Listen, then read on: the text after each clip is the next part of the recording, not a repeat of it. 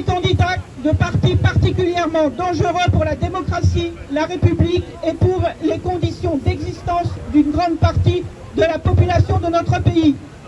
L'extrême droite est l'ennemi des travailleurs et des travailleuses, des droits syndicaux, de l'égalité entre les femmes et les hommes. En Hongrie, au Brésil, en Pologne, l'extrême droite au pouvoir s'attaque méthodiquement aux droits des enseignants, aux droits à l'IVG, aux libertés publiques.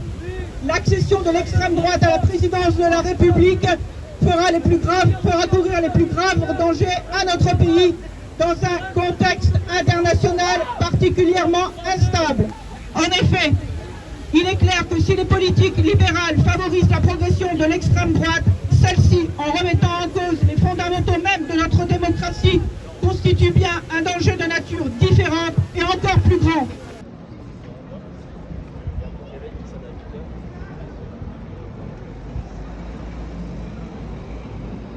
C'est dire l'importance que nous avons prise depuis le début de la lutte contre le fascisme et contre l'extrême droite, à tous les niveaux, que ce soit au niveau du droit, par la lutte pour la création d'une loi contre le racisme en 72, mais aussi sur le terrain, en luttant pied à pied au niveau juridique, mais aussi au niveau des idées dans la rue contre l'extrême droite.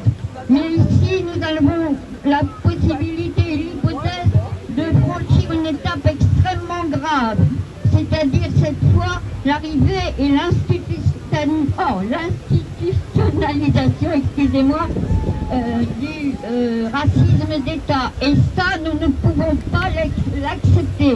C'est impossible, c'est inimaginable que dans ce pays, qui a une tradition de solidarité, qui a une tradition de résistance, qui a une tradition aussi de lutte des travailleurs, que l'on accepte cette hypothèse. C'est pourquoi je m'associe au message interassociatif qui a été lu tout à l'heure. Pas une voix ne doit aller à l'extrême droite, nous devons tout faire pour la combattre, nous devons tout faire pour éviter cette menace du fascisme et cette menace d'un racisme d'État. Mais dans le même temps, notre meilleure réponse sera aussi l'unité de tous pour lutter pied à pied pour les droits de nos camarades sans papier, pour lutter pied à pied contre les discriminations et pour être partie prenante de toutes les luttes qu'il va y avoir dans les prochains mois, à commencer bien sûr par les législatives, mais aussi les luttes au quotidien. Quand on sort dans la rue et qu'on voit ce qui se passe, le premier rendez-vous, c'est un rendez-vous lundi, si je ne m'abuse, pour les travailleurs les livraisons en vélo. Le deuxième rendez-vous, bien entendu, c'est la semaine prochaine, on vous l'a dit, la manif. Et ensuite, le 1er mai, et surtout être le terrain pour faire un travail d'explication. Non au racisme, non au fascisme, tous unis pour que nous n'assistions pas à cette catastrophe. On peut gagner si on s'unit tous.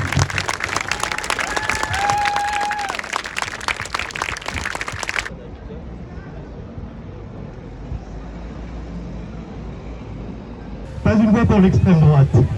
Les résultats issus de ce premier tour confirment ce que nous redoutions. La montée de l'extrême droite que l'Union syndicale solidaire, avec les camarades des autres syndicats ici présents, combat historiquement. Rappelons-le autant qu'il le faudra.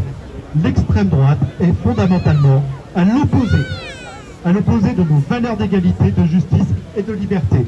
L'extrême droite est l'ennemi des travailleurs et des travailleuses. Elle est également l'ennemi des droits des femmes, des droits des étrangers et des étrangères, des droits des LGBT. Nous n'oublions pas que le renforcement électoral et militant de l'extrême droite est lié aux politiques anti-menées par le gouvernement, par les gouvernements successifs. Et nommons-les puisqu'ils ont leur responsabilité. Le PS a sa responsabilité. La droite a sa responsabilité. Tous ces partis ont produit quelque part la situation qui est la nôtre aujourd'hui. Cette responsabilité, elle est donc collective, politiquement collective, et cette responsabilité, elle est celle aussi également des autres. En tant que syndicat, nous nous devons de rappeler aux travailleurs et aux travailleuses, encore une fois, que la séduction que peut comporter l'extrême droite est un poison. C'est un poison parce que l'extrême droite sert la bourgeoisie. Elle ne sert pas les travailleurs et les travailleuses. L'extrême droite prétendrait peut-être française à la bourgeoisie internationale, mais même cela, c'est faux. L'extrême droite est là pour piétiner l'ensemble des travailleurs et des travailleuses, à commencer par les plus précaires. Donc, je vais me résumer, pas d'une voix pour l'extrême droite. À tous nos camarades, à tous les travailleurs et les travailleuses, restez cette tentation. L'extrême droite est un poison, nous combattrons jusqu'au bout.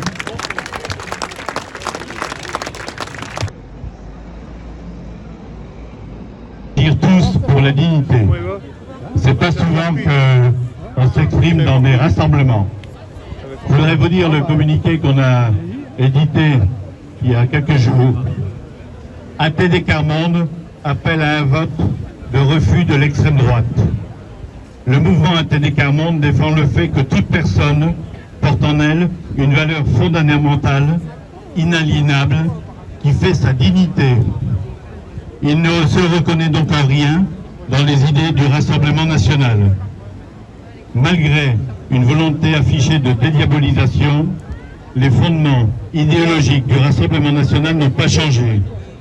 Son programme, centré sur la discrimination, le repli sur soi et le rejet de l'autre, met en péril la démocratie, les libertés individuelles et les droits fondamentaux.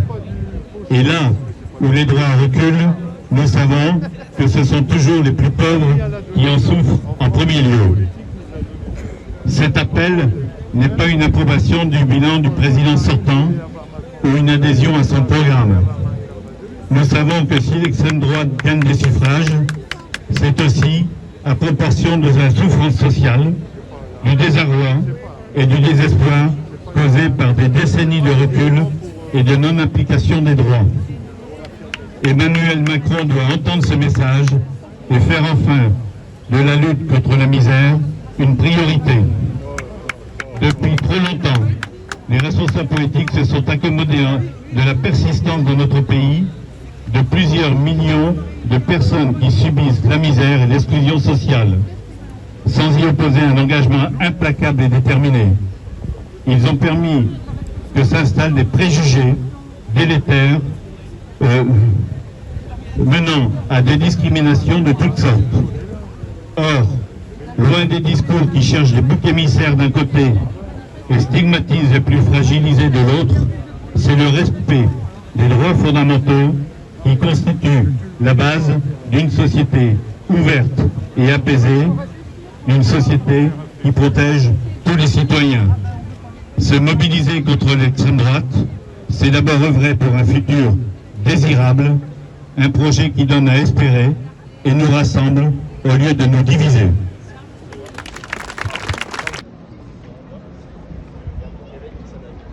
Marine Le Pen prétend que voter pour elle, une femme, c'est voter pour les droits des femmes. Ses actes la contredisent. Nous alertons avec gravité sur les risques de recul pour les droits des femmes que représenterait son accession à la présidence de la République. À l'international, elle affiche sa proximité avec des dirigeants aux politiques discriminatoires et ultra-réactionnaires comme Donald Trump, Viktor Orban ou Vladimir Poutine. À celles et ceux qui seraient tentés d'essayer, dans l'histoire récente ou aujourd'hui dans d'autres pays, lorsque l'extrême droite et les partis alliés du Rassemblement national sont au pouvoir, les femmes paient un lourd tribut. En 2017, avec le soutien de Vladimir Poutine, la Russie a décriminalisé une grande partie des violences domestiques. Le danger de voir un jour une telle politique en France est réel et nos droits sont fragiles. Comme 77% des Françaises, nous trouvons que les sujets des droits des femmes n'ont pas été traités correctement pendant la campagne présidentielle. Nous savons qu'il y a urgence. Mais il est aujourd'hui de notre responsabilité de dénoncer une élection qui, si elle avait lieu, serait la plus grande régression pour les droits des femmes. Tout d'abord, rappelons que Marine Le Pen, son parti et ses soutiens sont de tout temps les principaux opposants à l'avortement. Ils ont régulièrement dénoncé les soi-disant IVG de confort. Au cours des derniers mois, ils se sont fermement opposés à l'allongement des délais de 12 à 14 semaines. À l'Assemblée nationale comme au Parlement européen, Marine Le Pen et les élus de son parti se sont opposés quasi unanimement et systématiquement aux textes qui promeuvent l'égalité entre les femmes et les hommes, que ce soit pour l'égalité salariale, l'accès à la contraception, la lutte contre les violences faites aux femmes et les violences de genre, ou encore pour la parité. Enfin, Marine Le Pen s'oppose à l'éducation à la vie affective et sexuelle à l'école primaire, fondement de la prévention de ces violences auprès des plus jeunes. Ses soutiens sont plus clairs encore. Ainsi, Éric Zemmour a fait du combat contre le féminisme un combat contre la dévirilisation de l'Occident et contre le grand remplacement. En matière de droits des femmes, l'extrême droite a une constante, celle de nous combattre, de nous mépriser, de nous piétiner. L'égalité entre les femmes et les hommes que prône Madame Le Pen et son parti n'est qu'une façade qui masque une volonté de stigmatiser et d'exclure les femmes étrangères ou immigrées et d'entraver la liberté des femmes à choisir leur destin en les renvoyant à la maison ou en les reléguant avant tout à des rôles maternels. Nous, féministes, nous sommes héritières de celles qui se sont battues pour le droit de vote. Nous n'avons pas peur d'en faire usage. Demain, comme hier, nous serons mobilisés pour une véritable égalité. Aujourd'hui, nous appelons sans réserve à faire barrage à Madame Le Pen au second tour de l'élection présidentielle et n'ayons pas de langue de bois notre bulletin de vote pour Emmanuel Macron.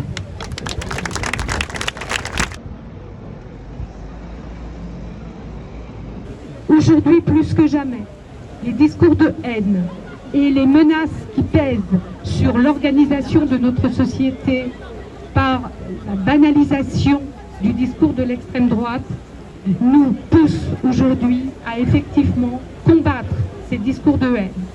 Comme nous le disons, en France, l'étranger n'est ni un problème, ni une menace, et nous sommes humains avant tout.